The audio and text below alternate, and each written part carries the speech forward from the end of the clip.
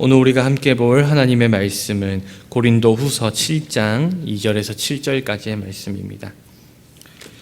고린도후서 7장 2절에서 7절까지의 말씀, 제가 가진 성경으로는 신약성경 292면 전후에 있는 말씀입니다. 신약성경 292면 전후에 있는 고린도후서 7장 2절에서 7절까지의 말씀입니다. 다 찾으신 줄로 믿고 우리 다 같이 한 목소리로 합독하시겠습니다. 마음으로 우리를 영접하라. 우리는 아무에게도 불의를 행하지 않고 아무에게도 해롭지 하지 않고 아무에게서도 속여 빼앗은 일이 없노라. 내가 이 말을 하는 것은 너희를 정죄하려고 하는 것이 아니라 내가 이전에 말하였거니와 너희가 우리 마음에 있어 함께 죽고 함께 살게 하고자 함이라. 나는 너희를 향하여 담대한 것도 많고 너희를 위하여 자랑하는 것도 많으니 내가 우리의 환난 가운데서도 위로가 가득하고 기쁨이 넘치는도다. 우리가 마게도냐에 이르렀을 때에도 우리 육체가 편하지 못하였고 사방으로 환난을 당하여 밖으로는 다툼이요 안으로는 두려움이었노라.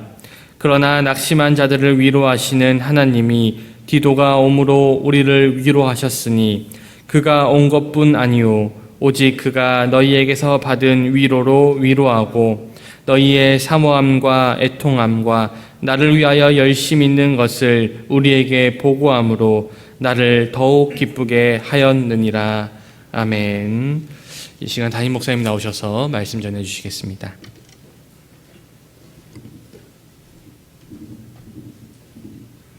사랑하는 주님, 지난밤도 편히 쉬고 단잠 자게 하시고 이 새벽을 깨우게 도와주시니 고맙습니다. 오늘도 말씀하여 주실 주님을 찬양합니다. 이 말씀이 우리에게 생명의 양식이 되게 하시고 하루를 살아가는 힘이 되게 하여 주시옵소서. 예수님의 이름으로 기도합니다. 아멘. 할렐루야. 우리 아버지 하나님은 사랑이십니다. 그 하나님은 여러분과 저를 사랑하십니다. 또한 그 하나님은 여러분과 저를 위한 놀라운 계획을 갖고 계십니다. 7월 19일 새벽 기도를 통해서 다시 한번 저와 여러분이 우리 주님의 풍성한 사랑을 체험하시고 또 우리를 향한 놀라운 계획을 발견하게 되시기를 예수 그리스도의 이름으로 축복합니다. 오늘 봉독한 말씀 중에서도 특별히 3절 말씀에 근거해서 함께 죽고 함께 살고 라고 하는 제목으로 여러분과 함께 은혜를 나누기 바랍니다. 한번 저를 따라해 주실래요? 함께 죽고 함께 살고, 함께 죽고 함께 살고. 우리 동정 그러기도 동고동락하자, 동생동사하자. 이 얘기 뭡니까? 운명 공동체라는 거예요. 뗄래야 뗄 수 없는 하나라는 거죠. 우리 성도는 그 교회라는 그 공동체 안에서 한 지체가 되고 뗄래야 뗄 수 없는 운명 공동체입니다. 그래서 바울은 오늘 그것을 우리에게 특별히 얘기해 주고 있는데, 오늘 7장 2절로 7절을 보면 먼저 2절로 4절까지는 그 바울과 그 고린도 교회 성도의 관계가 어떤 관계냐, 신뢰의 관계이고 위로의 관계이고 함께 기뻐하는 관계이다라고 말을 하고요. 그 다음에 5절로 7절까지는 그 자기가 받은 위로의 내용, 디도가 옴으로 말미암아 내가 이런 위로를 받았다라고 하는 그 위로의 내용을 이해해 주고 있는데, 우리 성도들도 신앙생활 하면서 서로를 사랑하고 신뢰하고 위로할 수 있는, 그래서 기쁨을 나눌 수 있는 관계가 되어야 할 줄로 믿습니다. 실제로 성도에 있어서 교회 생활이나 신앙생활을 편치 못하면요, 모든 영역에 영향을 끼쳐요. 심지어는 부부와의 관계, 자녀와의 관계, 가족과의 관계, 교회 안에서 성도와의 관계, 성도 교육자의 관계가 이 굉장히 중요한 부분이거든요. 이 관계가 제대로 형성이 안 되면 신앙이 성장하기도 어렵고 오히려 신앙이 정체되거나 퇴보할 수 있어요. 그래서 우리가 신앙생활, 교회생활을 잘하는 것은 정말 중요합니다. 그러기 위해서 우리가 오늘 말씀을 통해서 몇 가지 필요한 것을 살펴볼 수 있길 바랍니다. 2절에 보면 마음으로 우리를 영접하라 라고 해요. 이것은 6장 13절에 보면 너희도 마음을 넓히라 하는 마음과 똑같아요. 너무 인색하지 말라는 거예요. 궁색하지 말고 우리를 위한 마음의 공간을 만들어둬라. 영어로는 make room for us. 너희 마음에 우리가 들어갈 수 있는 좀 공간을 만들어 달라는 거예요. 다시 말하면 이 마음이 다치면 무슨 말을 해도 안 듣잖아요. 체면상 인사는 할지 몰라도 신뢰하지 않고 받아들이지 않거든요. 그렇게 되면 그 관계는 피상적인 관계가 되어버리고 마는 거예요. 만약에 이 가족도 마찬가지지만 성도 사이에 이런 관계가 되어버리면 신앙생활이 어려워집니다. 내 안에 기쁨도 사라지고 기도를 해도 하는 것 같지도 않고 찬송을 해도 하는 것 같지도 않고 봉사를 해도 겉으로는 하지만 속으로 기쁨이 없어지는 거예요. 그래서 우리 항상 이 마음의 여유를 갖는 것, 상대방을 용납하는 게 참 중요해요. 왜냐하면 우리 중에 온전한 사람이 어디 있어요? 다 똑같잖아요, 사람은. 우리는 비교적 자기중심적이니까 나는 괜찮다고 생각하는데 나도 남들이 볼 때는 마찬가지거든요. 그러니까 서로 흔히 말하는 피차마차예요. 그러니까 서로 용납해주고 그 사람의 부족함이 있으면 나도 부족함이 있다는 거죠. 그래서 사랑해주고 용서해주는 거예요. 이 관계가 형성이 안 되면 신앙의 공동체, 나아가서도 가족 관계, 신앙의 가족이라는 게 형성되지 않아요. 굉장히 피상적이 되어버리고 맙니다. 그러면 이것이 이제 우리의 신앙과 다음 세대 신앙이 어려움이 되는 것이죠. 그래서 우리에게 제일 중요한 것은 인색하지 말고 마음의 문을 여는 것이 중요해요. 그리고 용납하는 거예요. 인간이기 때문에 완벽할 수 없는 것이죠.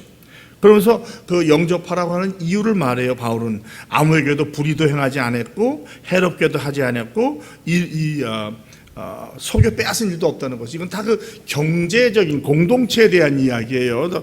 재정, 돈 거래에 있어서 이렇게 했다는 거죠. 그러니까 아마 고린도 교인들이 바울이었으면 서운했던 게 뭐냐면 바울의 사도권, 정말 사도냐? 그 다음에 그 연보를 혹시라도 뭐 거짓 교사들이 뭐 떼어먹었다 이렇게 한 것이 아니냐라고 이야기를 해요. 그게 아니라는 거죠. 자기들은 또 실제로 바울을 공격했던 유대주의자들, 거짓 교사들은 이런 짓을 했어요. 그러니까 나는 그들과 다르다라고 얘기하는 거예요. 불의, 하나님 말씀 제대로 전하지도 않고 해롭게 하지 않고, 왜 그들에게 돈을 착취한다든지 요구한다든지, 더 나아가서 속여 뺏은 일이 없다는 거죠. 거짓 교훈을 가리키면서 빼앗은 적이 없다는 거죠. 이것은 하나님 일을 하는 우리 모두에게 굉장히 중요한 일이라고 생각을 합니다. 계속 말씀드리지만 교회 공동체에서는 이 돈 거래 같은 것은 있어서는 안 돼요. 왜냐하면 아무리 의도가 좋아도 잘못하면 상황이나 어떤 삶의 변화에 의해서 어려움이 생길 수 있거든요. 그래서 항상 얘기하지만 좀 개하지 마세요. 돈 뿌고 받는 거 하지 마세요 하는 게 바로 그런 거예요. 다단계도 웬만하면 하지 마세요. 다단계도 물론 좋은 의도가 있지만 그 구조 자체가 굉장히 위험하거든요. 그럼 그게 한번 터지면 교회가 아주 발칵 뒤집혀요. 제가 말씀드렸지만 제가 이전에 예수 믿었던 LA 동양전 교회가 그것 때문에 아주 엄청 큰 일을 겪었어요.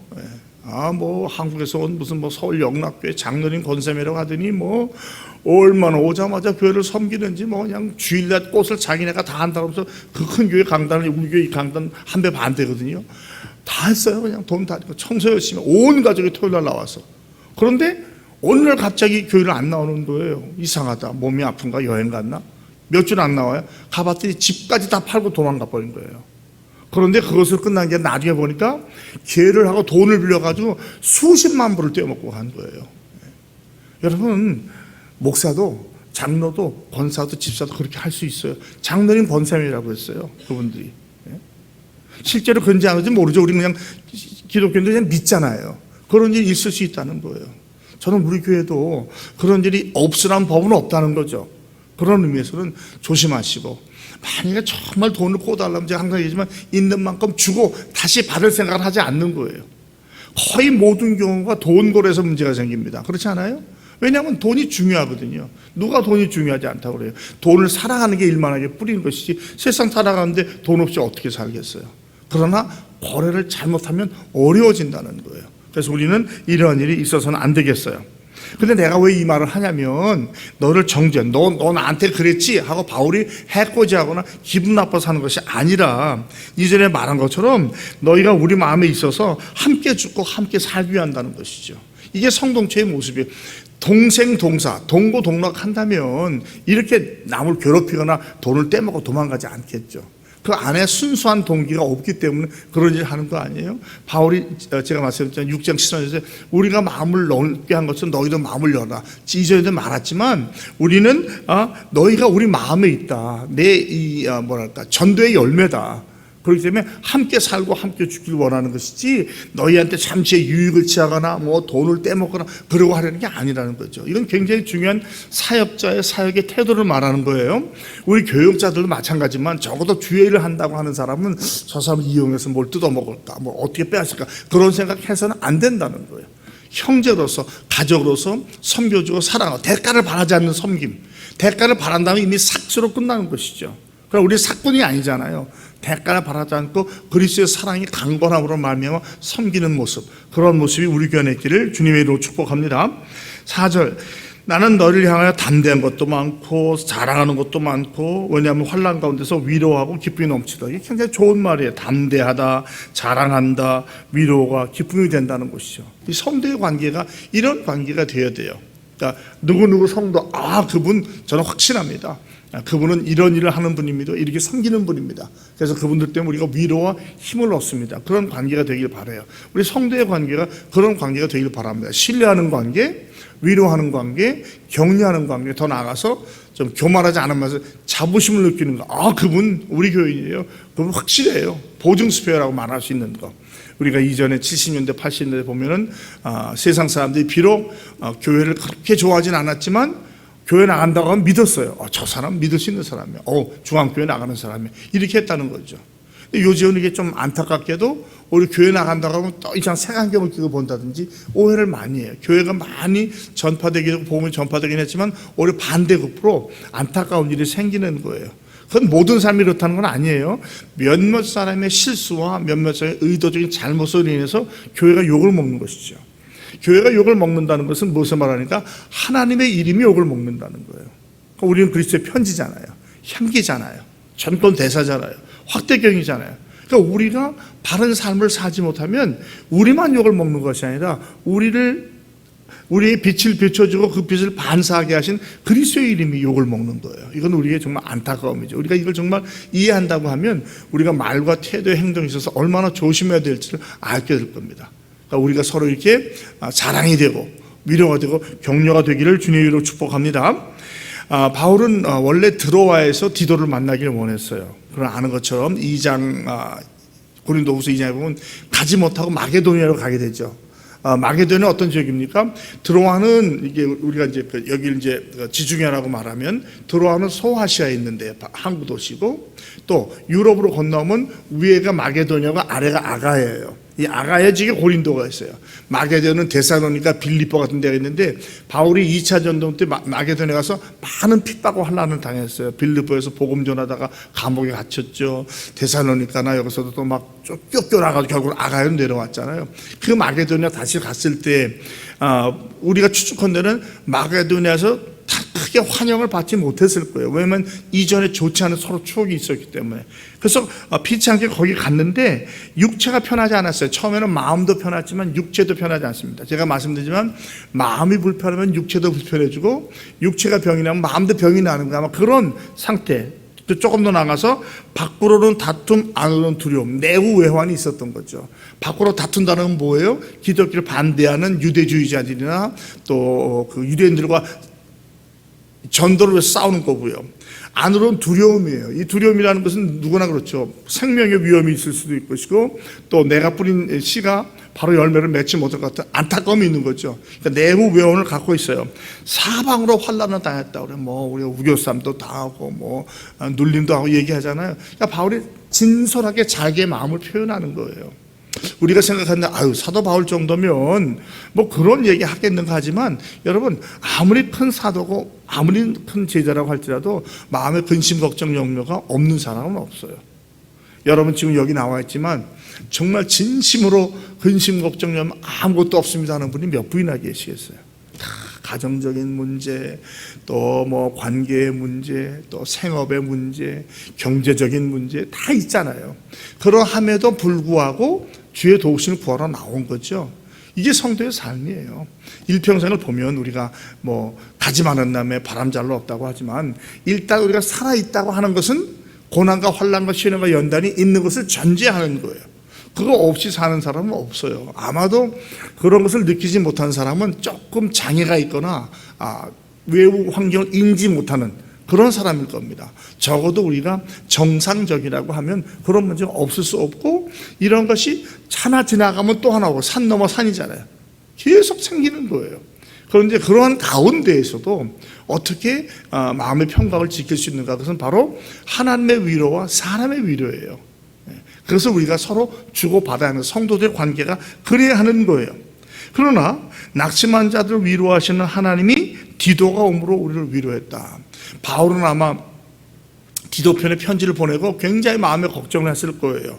왜냐하면 그 편지에는 그들을 책망하기도 하고 또 잘못했던 이야기를 했으니까 이게 너무 지나치게 심해지면, 왜 바울이 아주 책망이 엄했거든요. 아주 잘못할 때는 아주 사랑은 하지만 엄하게 한 거예요. 이것이 혹시 이들을 낙심하게 해서 신앙의 진보가 없거나 신앙을 포기하지는 않을까 하는 염려가 있었던 거예요. 그러니까 우리가 교회 안에서도, 교회 안에서 권직은 굉장히 중요해요. 상 주고 벌 주는 것도 중요한데 없을 수는 없으나 할 때는 굉장히 정말 그리스도의 사랑으로 인간적인 감정이 아닌 것으로 해야 되는 거예요. 그렇게 되면 어려워지니까. 오늘날 우리 한국교회 문제는 미국 교회도 마찬가지지만 어느 교회든지 권직을 안 해요. 상은 많이 주지만 징계하는 건 못 보시잖아요. 왜 그래? 교인 뺏길까 봐. 근데 그것은 교회의 모습은 아닌 거예요. 잘못한 것은 잘못했다고 지적할 수 있어야 돼요. 그리고 그 지적을 받는 우리는 그것이 만약 옳다고 하면 받아들일 수 있어요. 왜? 미워서 하는 게 아니니까. 권징의 목적은 사람을 세우자는 것이지 사람을 없애자는 게 아니에요. 그래서 수찬정지도 하고 교회 출석도 하기도 한다든지 여러 가지 방법이 있는데, 마지막에 이제 영어로는 excommunicate, 교회를 나가게 하는 거예요. 그것조차도 그 사람을 죽이거나 없애려고 하는 게 아니라 회개하고 돌아오라는 거예요. 그러니까 우리가 이것을 잘 행할 때 교회의 바른 표지 중에 하나가 권징의 바른 실천이에요. 말씀을 바로 전하고 성례전을 바로 행하고 권징을 행하는 게 교회의 참된 표지 세계입니다. 우리 신학생들 다 배우고 외워야 돼요. 시험에 써야 돼요. 그런데 안타깝게도 권징이 거의 없어요. 특별히 징계가 없다는 것이죠. 징계가 없으니까 너무 좋다. 그게 아니에요. 죄 지어도 넘어가요. 교회 돈을 떼먹어도, 불륜을 행해도 저 사람 뺏기면 안 돼, 저 사람 가족이 얼마인데, 이건 신앙의 모습이 아닌 거예요, 여러분. 때때로 저는 목사이기 때문에 여러분 싫어도 할 말을 해야 돼요. 왜? 그거 제 직분이니까. 만약에 얘가 여러분한테 권징 안 하고 하나님 만날 때 주님께서 뭐라고 했어요? 너 참 좋은 관계 맺고 잘 왔다 그러시겠어요? 너 목사 맞냐? 내가 너 왜 세웠어? 교인들 권징하라고 세웠는데 너 한 가지만 하고 좋은 이빨림만 하고 칭찬만 받고 왔어? 그렇게 말씀 안 하시겠어요? 여러분 한번 입장을 바꿔 생각해 보시라고요. 그러니까 여러분이 장로님들이나 권사님들한테 또 교역자들, 어려도요, 전도사들이라도 이거 아닌데요 할 때는 심각하게 생각해야 돼요. 저 사람이 기분 나빠서 아니라고 하겠어요. 적어도 교역자로, 양심 있는 교역자로 한다면 무언가 문제가 보이기 때문에 얘기를 하는 거예요. 우리 신앙인은 꼭 무슨 조목조목이 아니라 말씀과 기도와 찬양에 가득 차 있기 때문에 어떤 말을 들을 때 스크린에 딱 걸려요. 이거 아닌 것 같은데, 그때 다시 생각해 봐요. 여러분도 마찬가지고 교육자들도 마찬가지예요. 왜 그러지? 이거 느낌이 좀 이상한데? 그럴 때는 다시 한번 확인해 봐야 되는 거예요.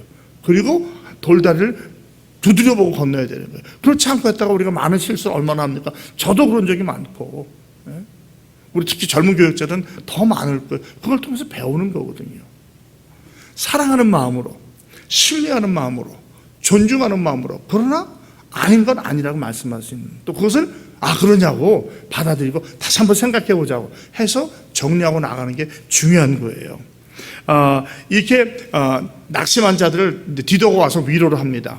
디도의 위로는 디도가 온 것이 위로가 되고 디도가 가져온 메시지가 위로가 돼요.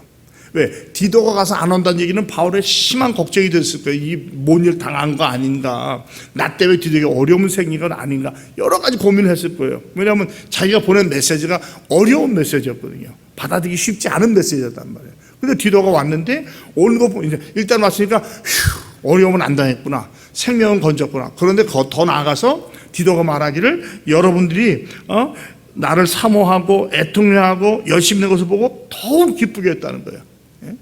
자, 여기서 사모한다는 건 뭐예요? 비록 바울한테 혼은 났지만 그거는 관계적인 어떤 일의 문제고, 바울을 영적인 아비로 사랑했대요. 고린도 교회를 개척했잖아요. 아비 아니에요. 그 다음에 애통해 하는 거예요. 우리가 바울을 괜히 의심했구나. 거짓 사도의 말을 듣고 이 사람 돈 떼먹는 사람 아니야, 뭐 거짓 교사냐, 그걸 애통해 잘못 회개하는 거예요. 그 다음에 열심, 우리가 바울 선생 말씀 따라서도 열심히 살아야지, 이런 걸 보여준 거예요. 이런 것이 어떤 보면 성도의 삶의 모습이고 회개의 모습인 거죠. 하나님께서 우리에게 기도하는 것이, 기대하시는 것이 이런 것 아니겠어요? 서로 사모하고 위로하고 격려하고, 또 죄악된 부분, 연약된 부분이 발견되면 저게 나한테 저걸 지적해, 그게 아니라 주님 앞에 가져가는 것이죠. 제가 항상 말씀드리지만 항상 이 지도자의 설에 서면은요, 칭찬도 많이 받지만 책망도 많이 받아요. 비웃음도 많이 받고 욕도 들어요. 근데 그걸 가지고 감히 나한테가 아니라 제일 중요한 것은 하나님 앞에 십자가 앞으로 가져가는 거예요. 우리 주님께 여쭤보는 거예요. 만약에 성령께서 창현아 너 잘못한 거야, 받아들여야죠. 아무리 자존심이 상해도, 어떤 어린아이가 말을 한다고 해도. 그러나 주님께서 아니야 그건 괜찮아 라고 하면 우리가 믿음으로 이겨낼 수 있어요. 찾아가서 하나님이 아니랬대, 그게 아니라 내 마음에 있잖아요. 위로와 하나님이 나를 위로해 주시는 거, 이러고 나아가는 거죠. 그리고 열심을 내는 거예요. 제가 항상 얘기하죠, 우리 교육자들한테. 열심은 기본이에요. 열심을 낸다고 잘하는 게 아니에요. 열심은 기초적으로 주님의 사역자라면 기본적으로 해야 되는 거예요. 그 다음에 더 나아가서 탁월함까지 나아가는 거죠. 성도가 추구하는 게 항상 그겁니다. 계속 공부하고 또 말씀 듣고, 우리 교육자들 1년에 2번 세미나를 제가 꼭 가라고 그래요. 자원회사 가든지 교회에서 보는 데 가서 배우라는 거죠. 배워서 우리 교육자한테 나눠달라는 거예요. 왜? 그렇게 안 하면 성장 못해요. 여러분, 교인들이 가장 위험한 것 중에 하나가 뭐냐면 우물한 개구리가 돼버려요. 우리 교회가 최고니까, 여기가 좋습니까? 그렇지 않아요. 여러분, 세상은 얼마나 변하고 있는데요. 요즘 변하는 교회가 얼마나 많아요.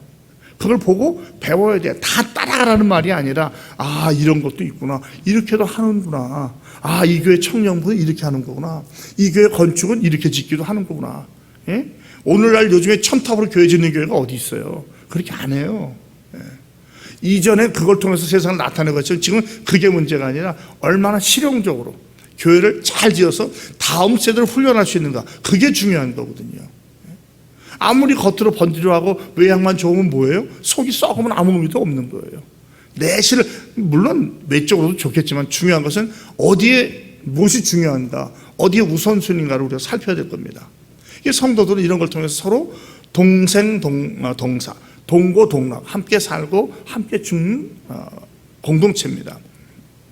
우리가 한두 명 정도 그렇지 않아요. 우리는 영적으로 성령으로 하나 되어 있기 때문에 성령을 슬프시게 하거나 한쪽으로 영적인 상처나 어려움이 있으면요, 전염되게 돼 있어요. 퍼지게 되어 있어요. 거기서 끝나지 않아요. 그러니까 우리가 빨리 이런 것을 파악하고 해결하는데, 교육자들은 정말 저를 포함해서 그래서 양떼를 두루 살펴야 되는 거예요. 혹시라도 아픈 사람 없는가, 시험당한 식구는 없는가, 그럴 때 우리가 어떻게 위로해야 되겠는가. 그게 교육자들이 모여서 회의하고 나누는 게 그거예요. 우리 교육자는 일주일에 한 번씩 꼭 저한테 매일 사역보고와 주일 사역보고를 해요. 그걸 보면서 제가 다 알지 못하니까 그걸 통해서 아는 거, 이분이 이런 어려움 당했구나, 병원에 입원하셨구나. 또 저한테 문자로, 목사님 어느 분 수술하신데 전화 주세요. 가진 못하더라도 전화해서 기도해 드리는 거예요. 그래서 양떼를 두루 살펴야 돼요. 물론 완전하지 못해요.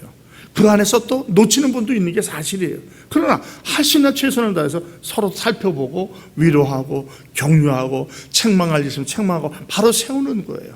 적어도 양심 있는 교육자와 성도라면 개인적인 감정을 실어서 그런 말 하면 안 되잖아요. 그걸 알잖아요. 그러니까 이것을 서로 신뢰하는 가운데, 그러니까 오늘 말씀을 보면 말씀 좀 결론을 맺자면, 우선 기본적으로 서로 사랑해야 돼요. 사랑하는 자들아 우리가 서로 사랑하자. 사랑해야 다음 관계가 형성이 돼요. 신뢰해야 돼요. 그 다음에는 위로하고 격려해 줘야 돼요. 책망도 있어요. 그러나 책망도 중요하지만 책망보다 위로 격려가 더 필요하죠. 그러나 책망을 포기해서는 안 돼요. 잘못을 잘못이라고 지적하지 못한다면 무언가 문제가 있는 거예요. 병이 커지는 거예요. 그러면 언젠가 그게 펑 하고 터질 때가 있어요.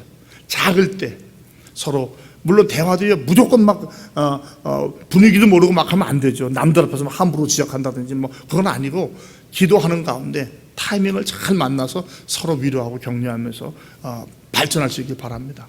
사랑하는 성도 여러분, 우리는 인천중앙교회를 통해서 함께 살고 함께 주께 부르심 받은 자예요. 동고동락하고 부르심을 받았어요. 그렇다면 남들 중에 내가 어떻게 살 것이냐, 서로를 사랑하고 또 격려해 주시고 또 신뢰하시고 또 위로와 기쁨을 주시는 그런 저와 여러분이 되기를 바랍니다. 축복의 통로라는 게 꼭 뭐 물질 나누는 거 아니잖아요.